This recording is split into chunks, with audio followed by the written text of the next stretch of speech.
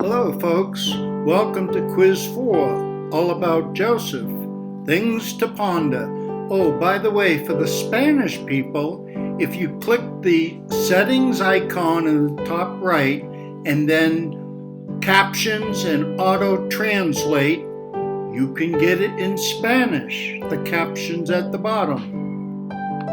Oh, by the way, the reason I'm wearing my sunglasses is because I just had cataract surgery a couple days ago, and it went quite well. I'm feeling good. Okay, here's question 1. The best invention ever of all time was A, the male hair bun, or B, an okay to pee section in the swimming pool.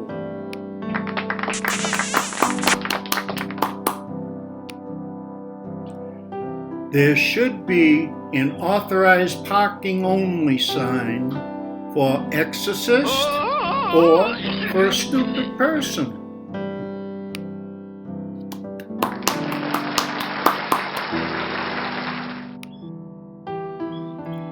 Okay, folks, we're going to get a little more serious now. What tests a man's faith more? Being in poverty or having great riches?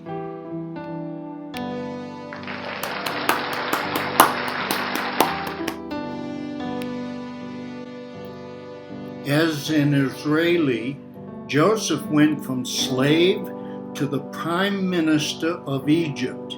He became the most powerful man in the world, even more so than the Pharaoh of Egypt. When God saw the love in Joseph's heart as a child, he stayed with him. Joseph lived for his relationship with the Lord. God spoke to Joseph in his dreams.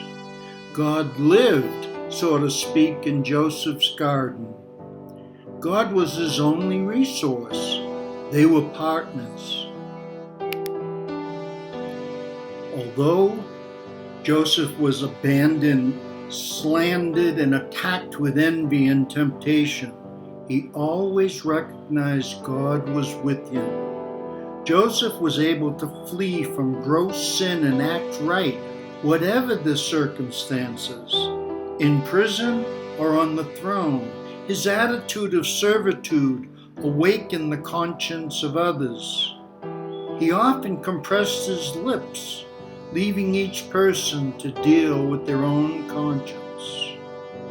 Perhaps we too should recognize that God is with us, always close to us, helping us overcome our own iniquities and leading us to a more purposeful life. Joseph believed in divine providence, that nothing happened by chance. Everything happens for you. Nothing ever happens to you. And he hardly cared about outward appearances. He didn't care if people believed him or understood him, whether he was in prison or on the throne of Egypt, being tested with riches. Joseph always considered himself the servant of all. The grace in Joseph's life proved God's grace was with him. Now, folks, consider how if just one small event or choice that you made in the past was made differently, how would have that affected your situation today? I'm going to share just one such an incident in my life in which I was sure divine providence played a role. In about 2006, just before the subprime mortgage crisis collapsed the economy, I was a teacher making a couple $1,000s a month. And one day, my real estate mortgage broker said to me, "Go ahead, you can buy anything you want. You have a steady job, buy anything you want. We have no money down loans, easy to get mortgages with no credit checks. Buy whatever you want.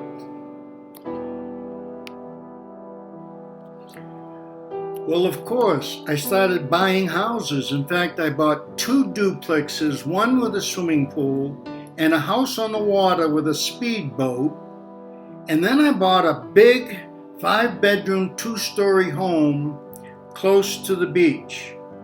I was, of course, wild with pride and feeling of success. And I even got married in that year, 2006. Well, as you probably figured out, it didn't take long for my debts to overwhelm me, including my 15 credit cards, one of which had a $25,000 credit limit, and I was also smoking about 2 packs a day. It all took its toll on me. I couldn't, well, to make a long story short, I had a stroke. I couldn't even string 2 sentences together, although I did keep saying to my wife over and over again as I was in the hospital, cut the tree, whatever that means. Now, at the time I was more of a outward religious Christian, not very transformed on the inside. But I did pray this prayer. I said, please, O Lord, give me back my speech, and I will use my words for you. I really did pray this. Soon thereafter, by the grace of God, I recovered completely. I was back teaching again. And I finally surrendered. I filed for bankruptcy. We moved into a small apartment. I cut up all my credit cards except for one, and I started saving regularly, the old-fashioned way, like my father did. I realized that my self-esteem, or really my pride, was all coming from the fact that I owned a big home. After losing that home, my depression slowly turned to grief. And then, to my never expected delight, I started to feel peace and happiness that I hadn't felt in years. I was able to sit down and read a book and relax for hours. I remember how happy I was after counting the nickels in my pocket to find out that I had enough money to buy a Subway meatball and a Coca-Cola. And man, that was happiness. It's true. Well, about 10 years later, my wife and I were able to retire. And we paid cash for a 3-bedroom apartment, and it was all such a divine blessing of Providence in disguise. This is how God shut me up, shut my pride down. To this day, I believe I got through a whole lot of near total disasters in my life, mainly because of the prayers that my mother said for me daily, and for God's divine providence. Oh, and here's another thought. I think I got this from Spurgeon's video, which is in the link down below in the description. Joseph did not have an eye for the flaws of other people. He knew to be blind to the faults of others, lest he ascribe all ill motives to them. Perhaps we too should relinquish our pride for inner transformation and come to the Lord